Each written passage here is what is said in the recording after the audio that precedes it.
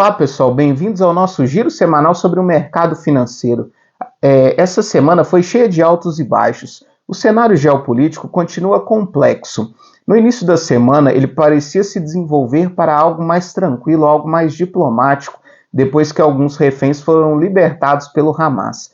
Mas a situação voltou a ficar tensa depois que Israel, a partir de quinta-feira, começou a fazer incursões por terra na faixa de Gaza. Além disso, os Estados Unidos respondeu ao ataque às suas bases militares, atacando alguns grupos paramilitares na fronteira ao longo do Iraque com a Síria. Esses grupos aí que são apoiados pelo Irã. Isso trouxe aí uma certa tensão no cenário geopolítico. Aqui no Brasil, nós tivemos um bom desempenho da nossa bolsa, impulsionada principalmente pelas ações da Vale.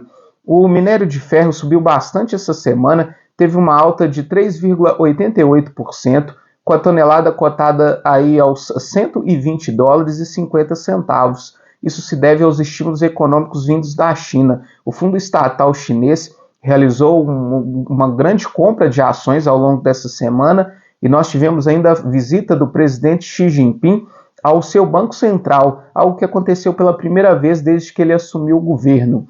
Além disso, os dados da indústria da China vieram melhores do que o esperado. Outro fator também que impulsionou as ações da Vale é que ela anunciou dividendos extras na ordem de R$2 bilhões. Mas uma fala do presidente Lula que aconteceu na sexta-feira acabou derrubando a nossa bolsa e praticamente zerando os ganhos ao longo da semana. O nosso Ibovespa encerra com uma alta de 0,2% essa semana. Lula deu uma declaração na sexta-feira dizendo que é muito difícil atingir a meta fiscal do déficit zero no ano que vem. Falou que não pretende aí cortar bilhões em obras públicas que são importantes para o país para poder perseguir aí essa meta fiscal. Isso acabou passando uma imagem muito ruim para o mercado. Por mais que o mercado entenda que, de fato, a meta do déficit fiscal zero para ano que vem seja muito difícil, quando o presidente dá essa declaração, mostra que o governo não está disposto a perseguir essa meta. Além disso, acaba descredibilizando o ministro da Fazenda, Fernando Haddad, que vem buscando aí essa meta do déficit fiscal zero. Nós tivemos aí importantes avanços na pauta econômica no Congresso essa semana que poderiam aí contribuir ainda mais para o atingimento dessa meta. A Câmara dos Deputados aprovou a tributação dos fundos exclusivos e offshores, o que deve injetar aí cerca de R$20 bilhões nas nossas contas públicas para o ano que vem. Além disso, o STF também aprovou uma medida de que os bancos podem aí levar a leilão casas de devedores, mesmo sem decisão judicial, o que acabou impulsionando as ações do nosso setor bancário. Pelo lado negativo nas contas públicas, o Senado Federal aprovou aí a extensão da desoneração da folha de pagamento de 17 setores até o ano de 2027 e aprovou também o dispositivo que foi incluído que reduz a contribuição previdenciária dos municípios de até 142 mil habitantes de 20% para 8%, o que deve afetar principalmente aí a nossa previdência pública. A pauta econômica foi destravada no Congresso depois da troca na presidência da Caixa Econômica Federal. Maria Rita Serrano dá lugar a Carlos Fernandes, que apesar de ser funcionário de carreira aí do banco, é apoiado pelo Centrão, tem o apoio aí de Arthur Lira, o que acabou aí facilitando as negociações da pauta econômica dentro do Congresso Nacional. Outra boa notícia que nós tivemos essa semana foi a prévia da nossa inflação oficial, o IPCA 15, veio com uma alta de 0,21%, dentro daquilo que era esperado pelo mercado. A boa notícia veio principalmente na inflação de serviços, que desacelerou de 0,34% do mês passado para 0,14% esse mês. A inflação de serviços é a inflação que o Banco Central usa aí para balizar a nossa taxa de juros, o que faz com que o mercado mantenha a expectativa de que o nosso Banco Central possa continuar aí cortando a nossa taxa Selic em 0,5 ponto percentual. Mesmo a arrecadação federal apresentando uma queda de 0,34%, No mês de setembro, as contas públicas registraram pela primeira vez esse ano superávit primário. O superávit foi de 11,4 bilhões de reais. É o superávit que fica aí, né, depois que o governo paga suas despesas primárias antes do pagamento dos juros da dívida. Mas mesmo assim, o déficit primário esse ano ainda está acima dos 93 bilhões de reais. Nós tivemos ainda a notícia de que o CONFAZ decidiu aí aumentar o ICMS dos combustíveis. Esse aumento vai vir a partir de fevereiro de 2024.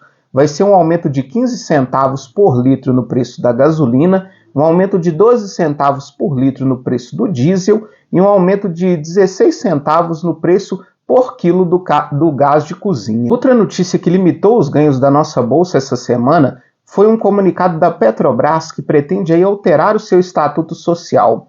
O medo do mercado é que essa alteração possa aí abrir caminho para indicações políticas na presidência da estatal. Além disso, pretende também aí limitar a distribuição de dividendos para os acionistas. Isso fez com que as ações da Petrobras caíssem essa semana, o que impactou bastante aí na nossa bolsa de valores. O petróleo encerrou essa semana com uma queda de 2%, com barril Brent, referência para a Petrobras, cotado aos $90,26. Já o dólar caiu 0,34% essa semana aqui no Brasil e encerra essa semana cotado aos R$ 5,01. Já a renda fixa teve um bom desempenho essa semana. Apesar de ter caído na sexta-feira após as falas do presidente Lula, o DI para janeiro de 24 encerra em queda de 0,05 ponto percentual, cotado a 12,09%. Já na carteira de títulos públicos, o IMA-Geral encerra essa semana com uma alta de 0,43 pontos percentuais. Enquanto isso, os pré-fixados subiram um pouco mais, alta de 0,50 pontos percentuais essa semana.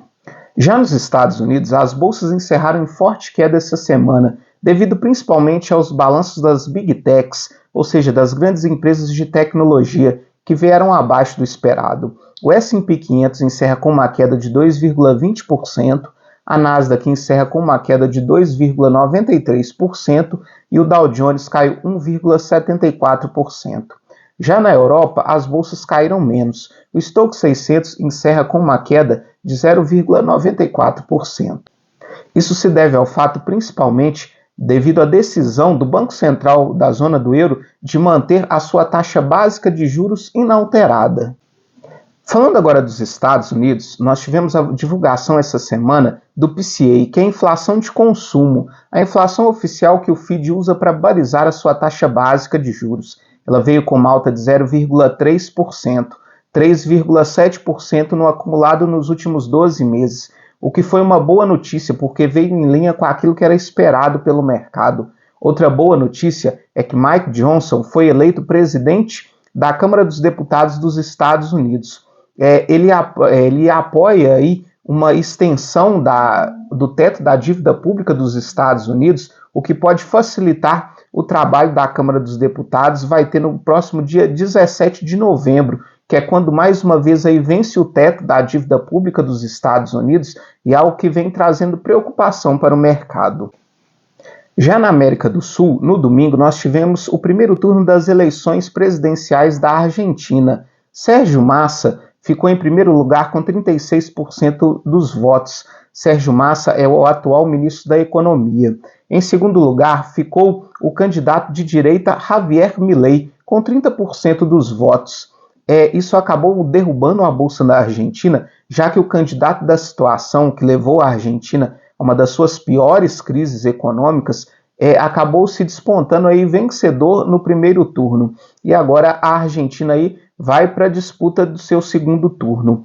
E o Chile, essa semana, anunciou aí um corte de 0,5 ponto percentual na sua taxa básica de juros. Agora a taxa básica de juros no Chile está em 9%. Para a semana que vem, aqui no Brasil, nós temos a divulgação do nosso IGPM. Temos também a divulgação dos dados sobre o desemprego. Lá nos Estados Unidos, nós temos a divulgação do PIB e também a divulgação do payroll, que é aí o número de vagas criadas no setor urbano nos Estados Unidos. Mas os principais olhares do mercado vão ficar para as decisões de taxa de juros. Nós temos decisão de taxa de juros no Japão, no Reino Unido e, claro, a decisão de taxa de juros nos Estados Unidos, que é o evento mais importante da semana que vem.